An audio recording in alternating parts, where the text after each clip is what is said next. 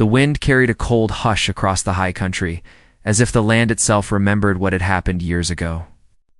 Snow drifted slow and soft over the pines, settling on the empty trail where a lone Apache warrior named Takota walked with steady steps. His breath rose in the frosty air, mixing with the quiet so deeply that even the earth seemed to hold its voice. He had crossed mountains, rivers, and long-forgotten paths to return to this place. The place where his heart had once belonged. Every mile felt heavy with the memory of a woman he had not seen since fate tore them apart. He had promised himself he would not think of her anymore, yet her name lived inside him like fire that never died. No matter how far he rode or how long he stayed away, the feeling kept guiding him back toward the old valley where their story had begun. The valley looked almost the same as the last time he saw it. The cliffs stood strong, the trees whispered in the winter wind, and the river still curled through the land, as if it was protecting something sacred. But there was one thing Takota could not pretend to ignore. Something pulled him here with a force he could not explain. It was not duty, not revenge, not curiosity. It was the quiet hope that maybe the woman he had loved still walked these grounds. Even though he had convinced himself she was gone forever, her name was Nayeli, a name that once made his chest rise with pride and warmth. She was the one who danced like sunlight across the earth, the one whose laughter echoed through his dreams. They had been young then, woven together by love and trouble in a world that did not want them to stand as one. Snow gathered on his long hair as he pushed deeper into the valley, where the ground shimmered under the morning light. Every step awakened old memories. He remembered the day they carved their promise into the trunk of the old cedar tree. He remembered how her hand trembled when she tied a strand of white feather into his hair. He remembered how she whispered that no winter would ever be cold enough to freeze what they shared. Those words used to give him strength, but after years of silence, they had turned into a painful echo. Still, something inside him refused to let that hope die. Takota reached the edge of the clearing, the one where the land opened wide and the snow shaped itself into smooth hills. This was where he had seen her last.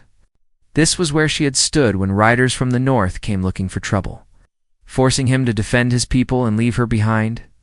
He had searched for her afterward, but she had vanished like smoke on the wind. Some said she had been taken far away.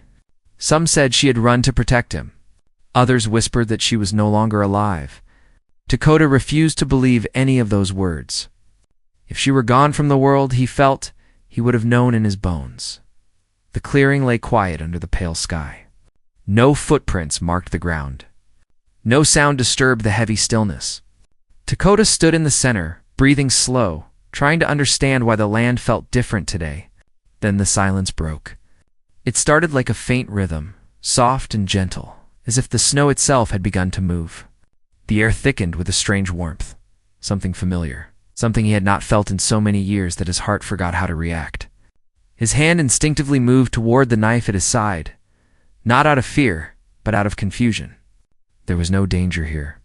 There was only something pulling at him, something he could not yet name. When he turned toward the riverbank, the wind shifted. Snowflakes swirled in a circle, then drifted aside as if making room for something unexpected. And there, through the curtain of falling snow, he saw a figure. At first it looked like a ghost from his memories, a silhouette moving lightly and slowly, almost floating above the ground. Then the light touched her face. Takata felt his heart stop as if the world had been struck by lightning. It was Nayeli. She was dancing gently in the snow, her long dark hair flowing behind her like a river of night. Each step she took left a trail that shimmered, each turn sending white flakes flying around her like sparks.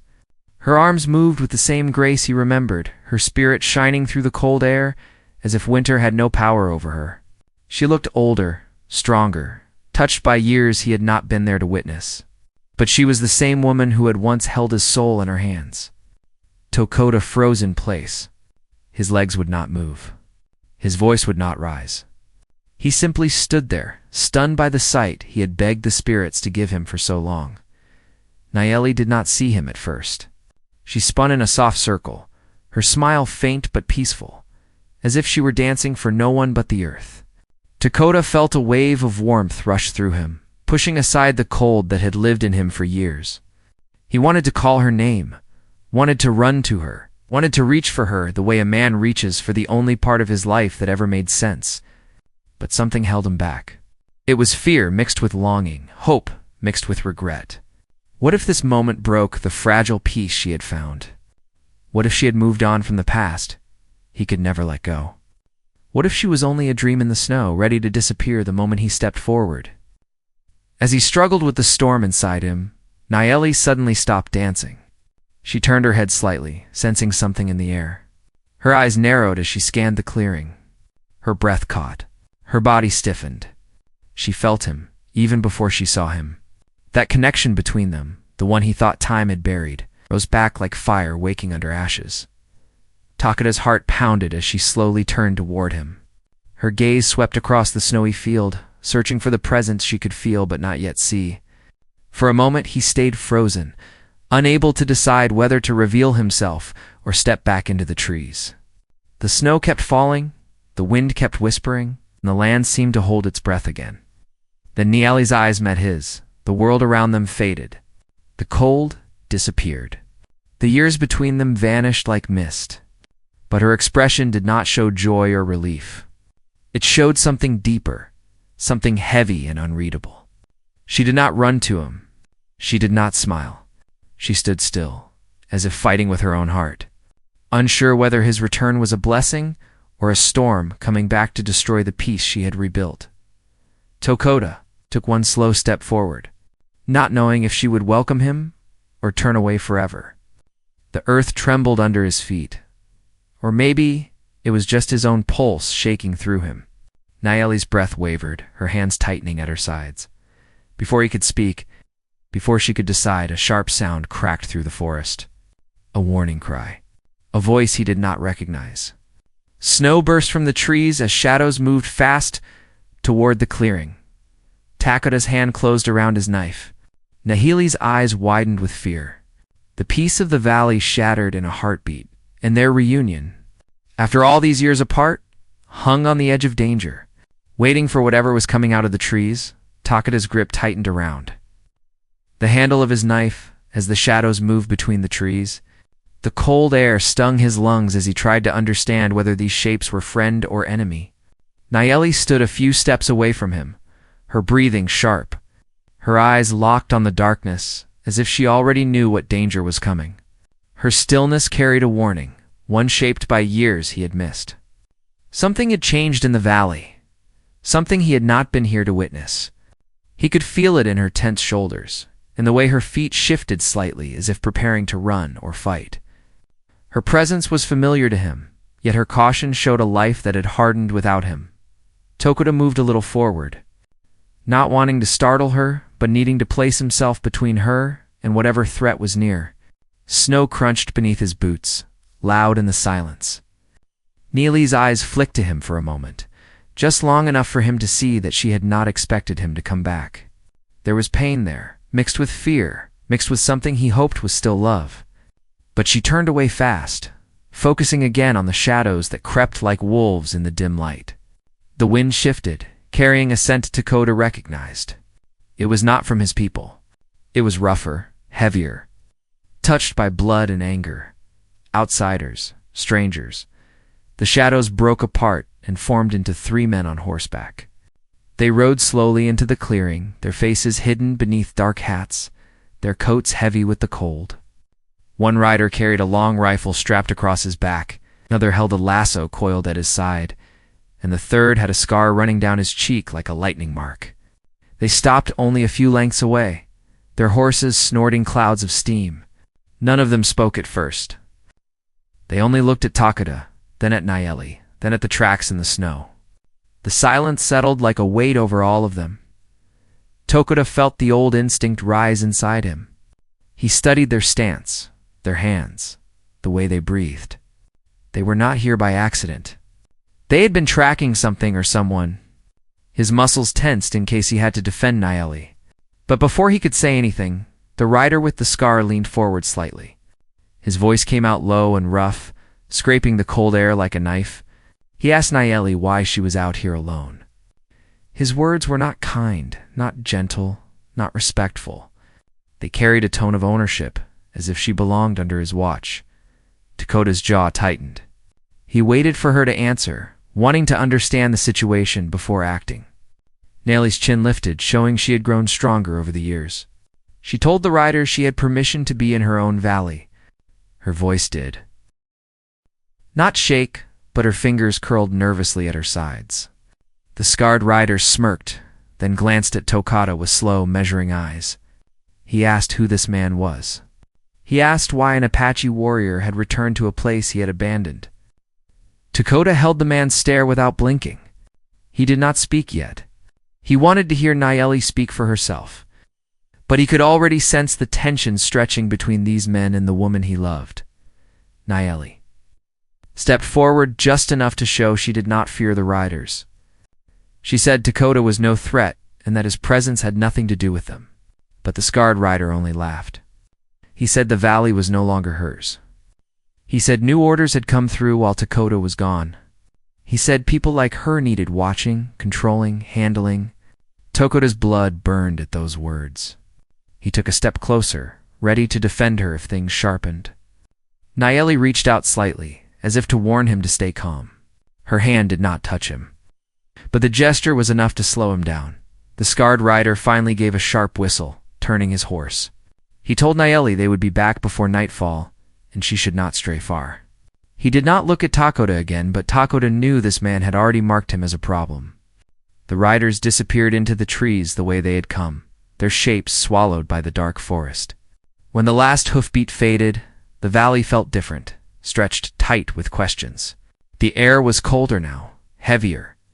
Dakota turned to Nayeli, wanting to speak, wanting to ask why those riders acted as if they had authority over her. But she looked away, her shoulders sinking as if the weight she had been carrying had just doubled. Her breath trembled as she stared at the ground. He called her name softly, hoping she would look at him. She did. But the look she gave him carried years of untold stories. She said he should not have come back. She said the valley was no longer safe for him. She said things had changed since he left. Her voice cracked in a way that hurt him more than any wound he had taken in battle. Dakota stepped closer, trying to understand. He told her he came because he could no longer bear the thought of never seeing her again. He told her he regretted every day he had been gone. He told her he wished the world had not forced them apart. Nayeli listened with her head lowered, snow melting on her lashes. She said she had waited for him once. She said she had prayed for his return. But when he never came, she had to survive alone. She said the valley had been taken over by men who claimed to keep order, but only caused fear. She said they watched her every move, using her knowledge of the land for their own advantage. She said she could not fight them alone. Dakota felt a deep ache in his chest. He asked her why she had been dancing in the snow when danger surrounded her. Nayeli smiled sadly. She said it was the only moment she still felt free. She said the snow reminded her of the world before everything broke apart. She said she danced because it was the only way she could breathe without feeling trapped. Dakota wanted to reach for her, but something kept stopping him. He felt as if the years between them were standing like a wall. She finally asked him why he had returned now. He told her he had been wandering far from home, fighting battles that were not his. He told her he had left to protect his people and her, but the world had swallowed him in ways he never expected. He told her he had dreamed of her every night, hearing her laughter, feeling the warmth of her hand tied to his with that white feather she once gave him. He said the spirits had guided him back, refusing to let him forget where his heart belonged. Nayeli's breath hitched. She turned her face away, wiping a tear with the back of her hand. She said she did not know if she could trust him again. She said she did not know if his return would help or destroy everything she had rebuilt. She said the riders would not let him stay. They feared anyone who could stand against them, especially a warrior as strong as him. She warned that if they saw him again, they would not hesitate to hurt him. Or her. Dakota listened, his heart heavy but determined. He told her he would not run again. He told her he would not let anyone control her life. He told her he would stay as long as she allowed him to stay. Nayeli looked up, meeting his eyes for a long moment. Something flickered there, something familiar yet fragile. She wanted to believe him. He could see it. But fear was wrapped around her hope like chains. Before either of them could speak again, Another sound rose from the forest. Low at first, then growing louder. It was not horses this time. It was voices. More than one. The same rough tone as the riders, but angrier, faster, moving through the trees. Nayeli's eyes widened. She whispered that they were coming back sooner than expected. Takota's instincts flared again. Telling him trouble was already closing in on them, he moved beside her, ready to protect her, ready to face whoever was approaching. Nayeli grabbed his arm with surprising strength, her voice urgent. She told him not to fight them yet. She said if he fought now, they would tear apart the valley looking for him. She said he had to hide until she figured out what to do. But the shouts grew louder, footsteps crunching the snow. Branches snapping under force, Takota knew the danger was seconds away, and with the forest closing around them, their future hung in a fragile balance. Waiting for the next moment to decide whether their reunion would bring healing or ignite a storm, neither of them was prepared to face. Takota moved with Nayeli through the snow, every sound around them growing sharper. The voices behind the trees were closer now, carrying anger that did not belong to simple patrols. Nayeli's fingers clutched his arm, urging him toward a narrow path hidden by low branches. He lowered his stance and followed her through the brush, feeling the cold sting his skin as they pushed deeper into the shadows. The wind carried the scent of smoke and leather, telling him that more riders had come than before. Whoever they were looking for, they were not giving up quietly. Nayeli led him toward the old cedar grove, a place Takota remembered from their younger days. It was where they once carved their promise into the bark. The carvings were still there, faint under layers of time and storms. He brushed his hand over them without meaning to. Nayeli's eyes flicked to his gesture, but she said nothing. She only motioned to a hollow beneath the roots where the snow had not reached. She told him to stay hidden until the riders left. Takota wanted to refuse. He wanted to stand with her, protect her, make sure no one laid a hand on her. But she insisted, her voice low and steady. If he fought now, the valley would drown in more violence. She could not risk losing the last bit of safety she had. Reluctantly, he stepped into the hollow, though it felt wrong hiding while she faced the danger alone. She placed a hand on his chest for a brief moment, letting him feel the warmth he thought he had lost years ago. Then she slipped away, her steps light, her breath steady, despite the fear he knew lived inside her. He watched her until the snow swallowed her figure. The old grove grew silent again, but the forest beyond was alive with movement. Takota crouched, listening carefully. The riders arrived in the clearing with loud voices, demanding answers. He could not see them from where he hid, but he knew from the tones that they were angry about something more than finding Nayeli out in the snow. They spoke about missing supplies, footprints near their camp, and signs that someone strong had crossed their land. Takota realized they were already aware of his presence, or at least aware that someone dangerous had entered their territory. Their leader, the man with the scar, told the others to search the valley inch by inch. He said Nayeli knew more than she admitted. He said she had always been too bold for her own good. Takota felt heat rising in his chest. He remembered a time when Nayeli stood fearless in front of a mountain lion to protect a group of children. She had never been one to bow to fear. Yet now she was trapped in her own home by men who twisted the land's rules for their own reasons. His fists tightened around the soil. He knew he had to understand who these men were and why they had taken control of this valley. But he also knew Nayeli would not tell him everything at once. She had changed, shaped by years of surviving alone. And her trust in him was still fragile. As he waited, memories flooded him, building another layer to the conflict. Years back, Takota had left to defend his people from a distant threat. He had promised to return, but one battle turned into another. One winter turned into many, and the world outside the valley swallowed him. He heard stories that settlers were pushing farther into Apache land. He heard of treaties broken, families driven out, mountains claimed by men with no respect for the old ways. He had fought in places where he saw his people driven into hunger and loss. But he never imagined the quiet valley he once loved would fall under the same shadow. The sound of footsteps broke his thoughts. More riders moved past the cedar grove, scanning the trees with sharp eyes. One stopped right above his hiding place, gripping his rifle. Snow dusted from the branches onto the ground. The man muttered about strange tracks leading toward the grove. Dakota stayed still, breathing slow, blending with the earth beneath him. The rider paused, suspicious, but after a moment, another voice called him away. They left, but their presence kept the air tight. The valley was no longer free. It was watched, controlled, and filled with secrets.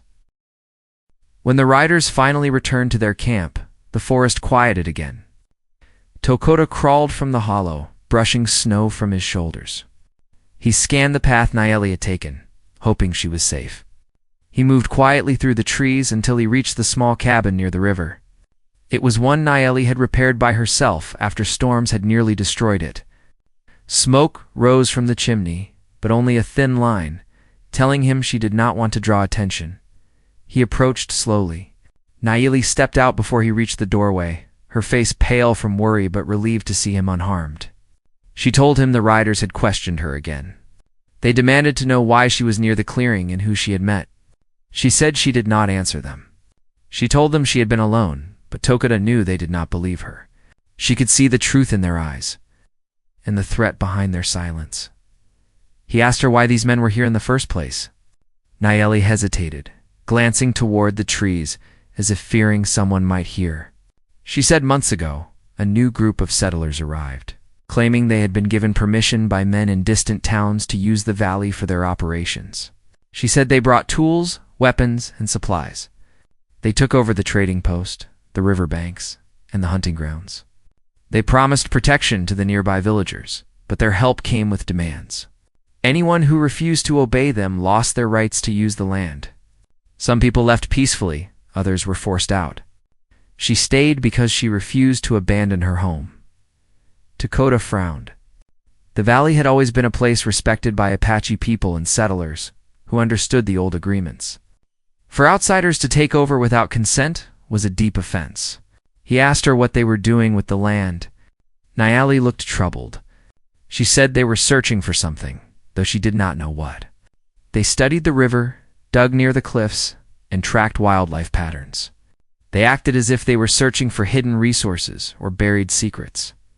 Sometimes wagons left the valley at night carrying crates covered with heavy cloth.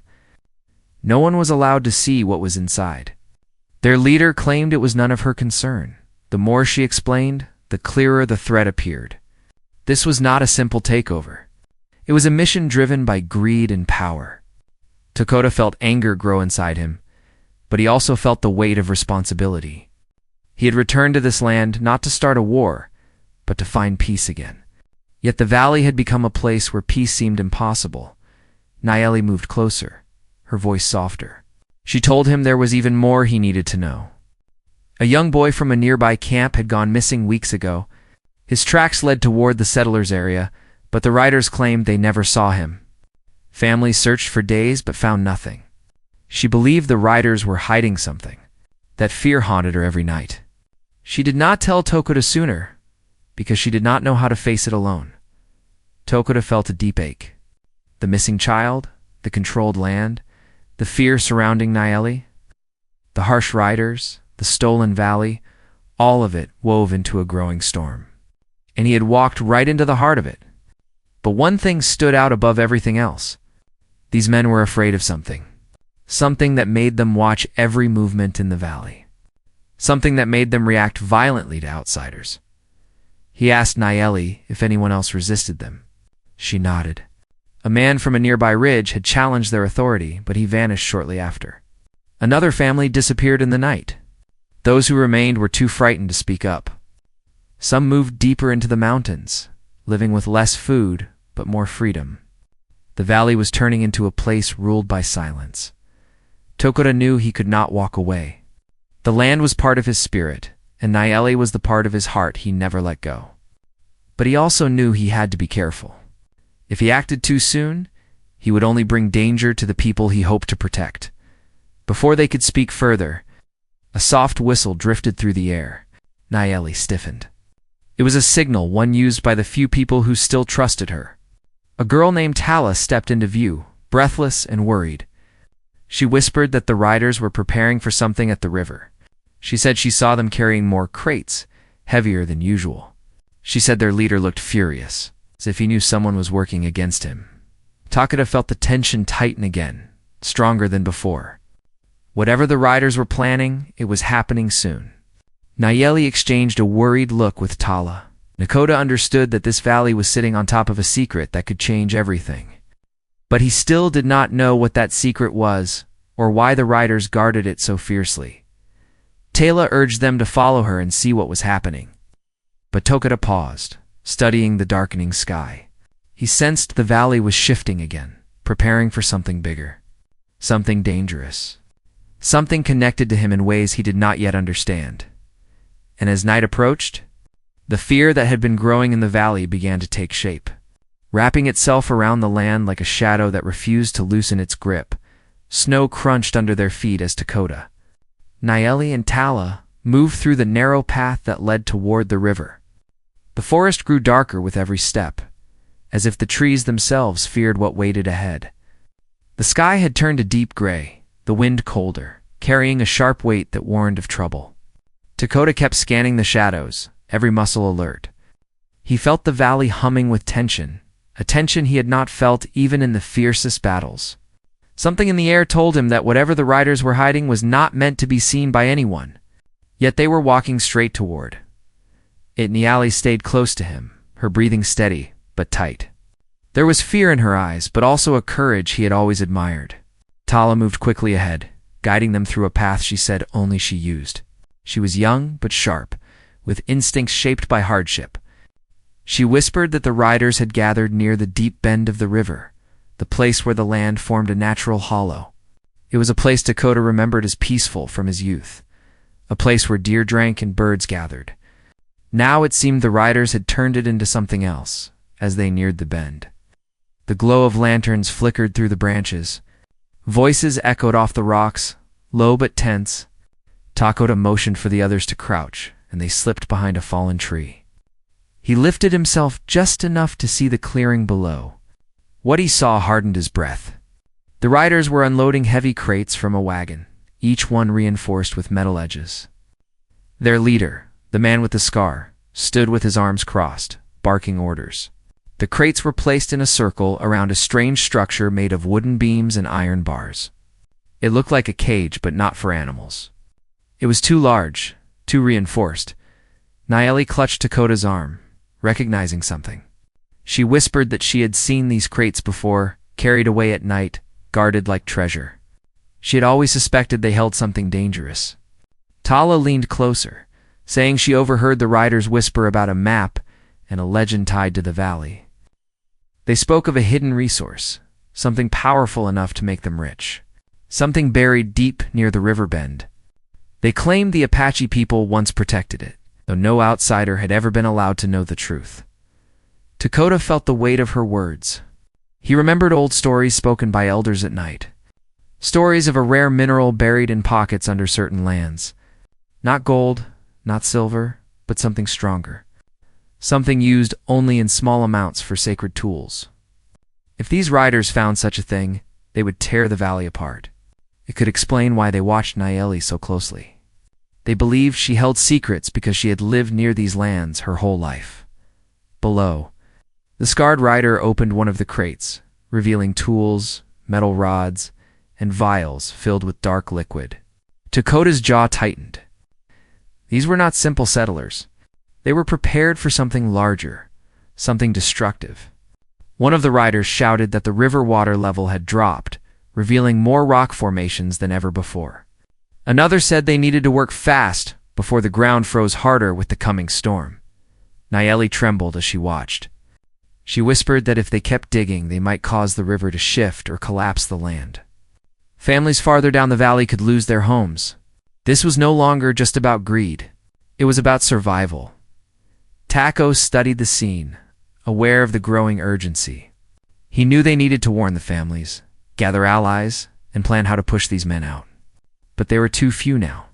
If they acted too slowly, the valley would be ruined. If they acted too fast, the riders would retaliate before help arrived. And if the riders discovered that Takuta was back, the fight would reach Nayeli's doorstep in seconds. Suddenly a loud crash echoed across the clearing. A crate slipped from the wagon and burst open on the ground. Papers, maps, and strange tools spilled everywhere. The scarred rider cursed loudly and ordered 2 men to gather everything. But one map caught in the wind and drifted toward the river, landing near a rock where the lantern light lit it clearly. Dakota's breath froze. The markings on the map were old Apache symbols. Symbols that should not be in the hands of outsiders. Symbols that described where the sacred mineral could be found. Nayeli recognized them too. She whispered that someone must have betrayed the valley long ago, selling information to men like these. That betrayal had given the riders a reason to take over. Everything started making sense. The missing boy. The families forced out. The strange digging. The secrecy. The riders were following instructions from someone, using ancient symbols to navigate the land.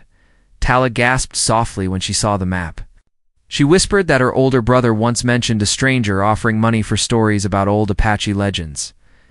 But she never thought he would share anything. Now she feared he might have, without realizing the danger. Dakota placed a hand on her shoulder, steadying her. This was not her fault. Outsiders had always used deception to steal what they could not earn. The scarred rider lifted the map and held it up to the lantern light, shouting that they were closer than ever. He said this would be their breakthrough. He told his men to guard the area and prepare for a deeper dig before the next sunrise.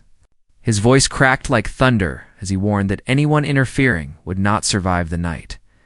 Nayeli's face paled. She knew the families nearby would be in danger if the riders pushed forward. Dakota saw the worry in her eyes and felt the same urgency. The valley was at a breaking point. If they didn't act soon, everything sacred could be destroyed. They slipped back from the fallen tree and retreated deeper into the woods. Tala walked quickly, her hands shaking. She said her people needed to be warned right away. Nayeli agreed, her voice steady despite fear. She told Dakota they would go to the families who still trusted her. She said they needed to gather them before the riders harmed anyone else. Dakota nodded, his mind racing. He felt torn between protecting the valley and protecting the woman he had come back for. But he knew he could not stand aside. He had spent too many years fighting battles in distant places while the valley fell into darkness. Now he was here, and his presence alone had mixed into the riders' panic. They felt the shift in the land as soon as he returned, though they did not know it was him. They reached Nail's cabin again, breathless.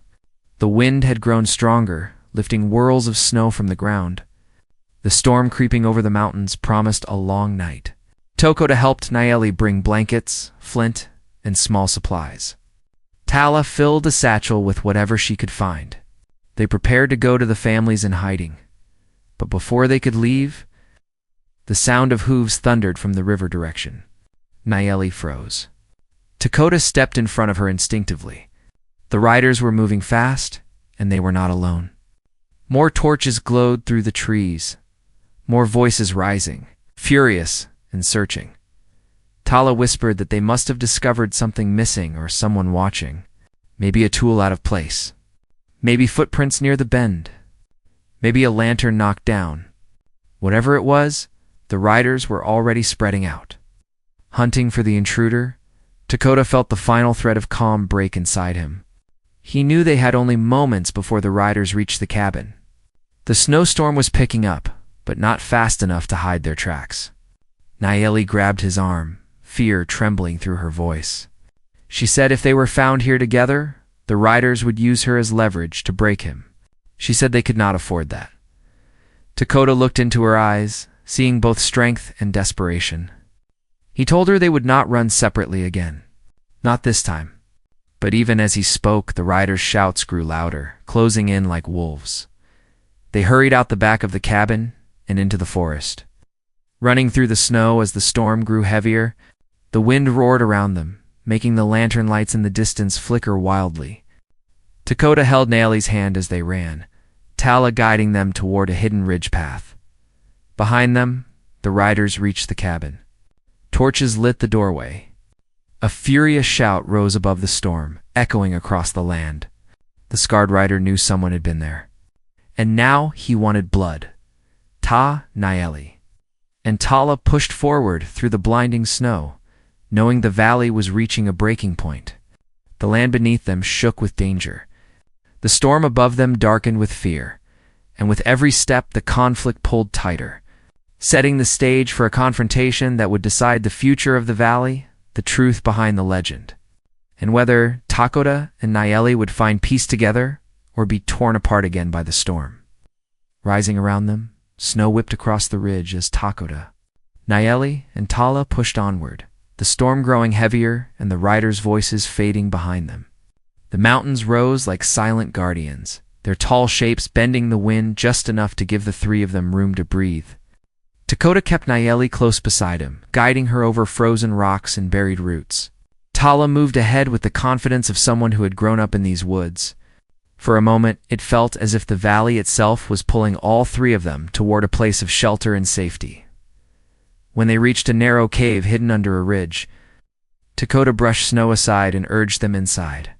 The storm outside roared like an angry river, but the cave was warm enough to let their bodies rest. They sat together for a moment, catching their breath. Nayeli wrapped her shawl tighter, her eyes softening as she looked at Takoda. She whispered that she never thought she would see this night with him by her side again. The stormlight flickered across his face, and he felt the same mix of hope and fear swirling inside him. He told her he had returned because her spirit had never left his heart, no matter how far he traveled or how many seasons passed. Tala listened quietly, then gently told them they needed a plan. The riders would not stop searching. Takoda agreed. He said the valley had suffered long enough, and tonight was the moment everything needed to change. They had to gather the families who were still hiding and bring them together before the riders caused more harm. Nayeli nodded, her resolve steady. She said the families would listen if they knew Takoda had returned. They trusted his strength and his knowledge of the land. A quiet hope rose between them, growing stronger than the storm outside. When the wind finally softened, Takoda led them toward the old stone circle at the northern edge of the valley, a place generations of Apache families had used as a gathering ground. Tala went ahead to warn others, and slowly, one by one, families emerged from hiding. Tired faces appeared from behind trees, from behind rocks, from small shelters made of branches and cloth. Children clung to their parents. Elders leaned on walking sticks. Fear and relief blended in their eyes when they saw Takoda standing tall, snow on his shoulders, strength in his posture. He greeted each family with steady words, reminding them of their bond to the land and to one another. Nayeli stood beside him, her presence giving every family courage. She explained what she had seen at the river bend and how the riders planned to tear the valley open for the mineral hidden in the cliffs. The elders exchanged concerned looks, whispering the old stories Takoda had heard as a child. Stories about how the mineral was never meant to be touched by outsiders. It was sacred, used only in small pieces to craft medicine tools and ceremonial items. The riders' greed would destroy the land if they succeeded. The families finally understood the danger. Takoda stepped forward, his voice carrying through the cold air. He said the valley was worth fighting for, but the battle did not have to be reckless. They needed to defend the land with unity, strategy, and courage. He said they would confront the riders at sunrise, not with blind anger but with the strength of people who protected their home. The families listened, and a quiet fire lit their spirits. This was their land, their river, their history. They would not lose it. By dawn, they had formed a plan. Tala and several young scouts would circle behind the riders' camp, cutting their exits. The elders would stand by the river with torches and drums, creating a wall of sound that mirrored the heartbeat of the land. Nayeli would help guide families to safer places if anything went wrong. And Takoda would lead a small group to the front, confronting the scarred rider face to face. He knew it would be dangerous, but he also knew it was the only way to end the conflict without more suffering. As the sun broke through the clouds, the families moved quietly toward the river bend. The storm snow glistened under the morning light, turning the valley into a glowing field of white. Takoda walked at the front, the air steady around him. Nayeli walked a few steps behind, her eyes never leaving him. She whispered a prayer of protection in her native tongue, sending strength to his spirit. He felt her presence like a steady warmth at his back. When they reached the river bend, the riders were already awake, preparing their tools for a deeper dig. The scarred rider turned just in time to see Takota's group appear over the ridge. His eyes narrowed, but he did not raise his rifle. He looked shocked, almost uncertain, seeing so many families behind the warrior. He asked what they thought they were doing, claiming again that the land was no longer theirs. Takota stepped forward, his posture calm but unshakable. He told the scarred rider that the valley belonged to the people who respected it, not to those who wanted to tear it apart. He said the families would no longer accept intimidation. He said the digging would stop now. The scarred rider clenched his jaw, looking around at the hundreds of eyes locked on him. The elders began beating their drums, the sound echoing like thunder. Talus scouts moved quietly into position behind the riders' wagons. The river carried the sound of the drums forward. As if the water itself was adding its voice, the scarred rider tried to respond, shouting that he had permission from powerful men in distant cities. But Takota's voice rose stronger. He said no permit could claim a sacred river. No papers could replace the truth of the land. The drums grew louder. The ground seemed to tremble with the sound. The riders' men shifted uneasily, glancing at the cliffs and the towering pines, sensing something greater than themselves in the air. Takota walked closer, stopping just a few steps away. He told the scarred rider that this valley had endured storms, fires, and countless winters, but it had never bowed to greed. He told him the families would protect it with their last breath. He reminded him that taking something sacred brought consequences no human force could outrun. The scarred rider's face tightened.